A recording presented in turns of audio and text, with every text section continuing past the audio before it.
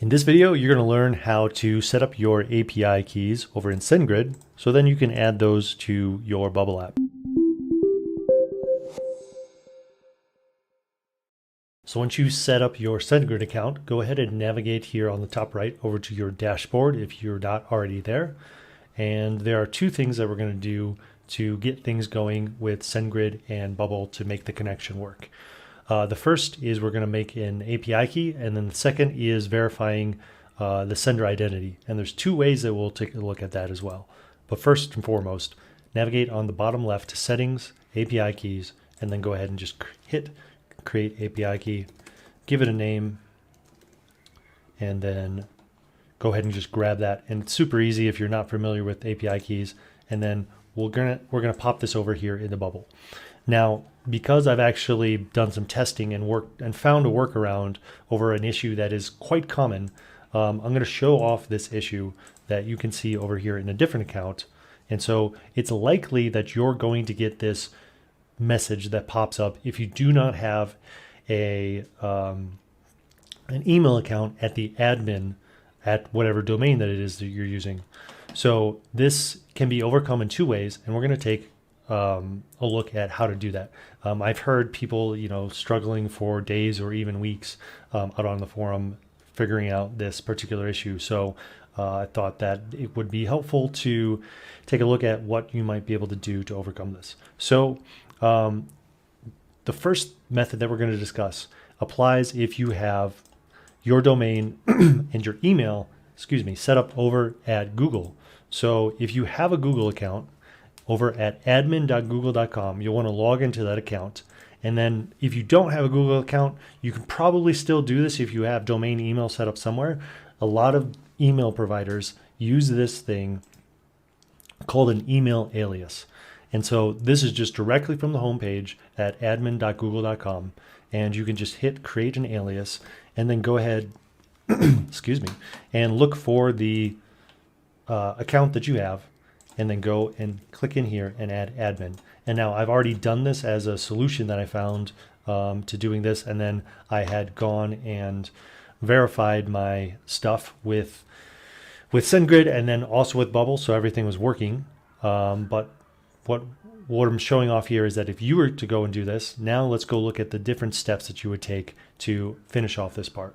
So over here on the dashboard, you probably noticed when you logged in that it's asking you to verify a sender identity. So you're going to want to go ahead and do that and just type in, so your from name, probably your business name or the name of your app or something like that. And then you're going to want to put the admin version of the email alias that you've created.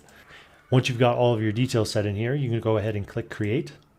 And what it's going to do, it's going to send an email to that alias, which will forward to whatever domain email that you have. So until you verify, you're going to see this red check here.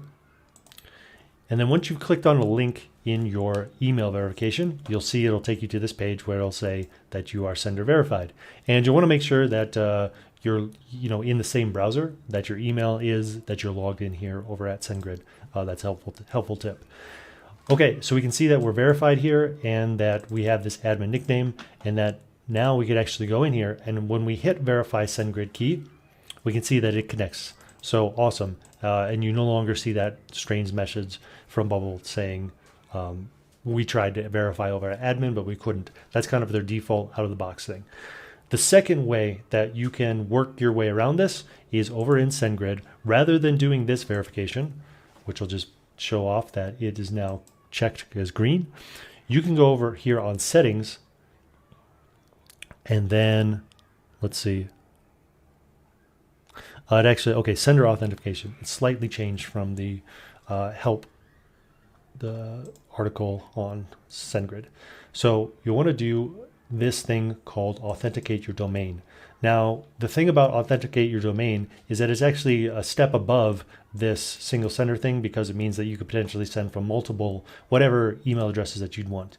It also has this thing called link branding that's going to allow any tracking links, so that's this here, to, instead of being like SendGrid, and when someone's going to click on a link in your email, they'll see your domain there, which is kind of cool. So I'm just going to click other because if you have one of these, you can just click that, but I don't. And so I'm going to head over to where my domain is hosted. And let's first go ahead and enter in the domain here. Looks good to me. And then you're going to get this set of things to go ahead and a ton of them and go ahead and set these up over in your domain name setting area. So we're going to take a moment and we're going to go ahead and do that. If you are not familiar with domain name settings, navigate to wherever your domain is registered and look for something that says DNS settings. And then click on that and you'll probably find somewhere that you can add a custom record. And it's this custom record that you're going to want to choose a CNAME. So the name here and then the target. And I'll mention this as a caveat that you may want to leave this part with your domain off. I've heard, because I have not done this personally myself, but I've heard reports from people who, here's the process, is once you enter in all of these CNAME records, you're going to have to wait probably an hour until these propagate, and then you're able to, and then SendGrid is able to go and verify that you've got this set up correctly. So this is just a caveat, and again, I'm showing this off as a way that, so here we have this CNAME record here, that's one of them. And then we'll go ahead and just add another one. Okay, and then one more.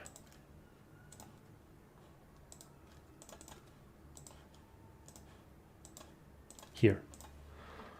All right, so with those SendGrid CNAME records added in here, the next thing you're going to want to do is say that I've added these records, and then you're also going to want to wait. And like I said, if you wait an hour or two and it does not work with this as the CNAME host value, just go ahead and delete off the period and your domain name and just enter these, because sometimes that, depending on how things are set up, that might be the ticket to getting it working. Okay, but it looks like I actually was able to do that quite quickly. And so whenever your stuff is propagated, it looks like my stuff, it's typically a setting that sometimes you control, and in my world, I do not control it, but luckily it went quick. So you'll see this thing where it worked, and that's pretty great. So once you have that set up, then head back over, pop in your API key, click the connect button, and then you'll also, so let's see, for sender name, I'm going to just put in here, and then you can put in whatever email that you would like to send from that you typically normally answer from. And so that's it. Let me know how it went for you in the comments. And if you like this video, give it a like, subscribe to the channel for more tips about Bubble, and thanks for watching.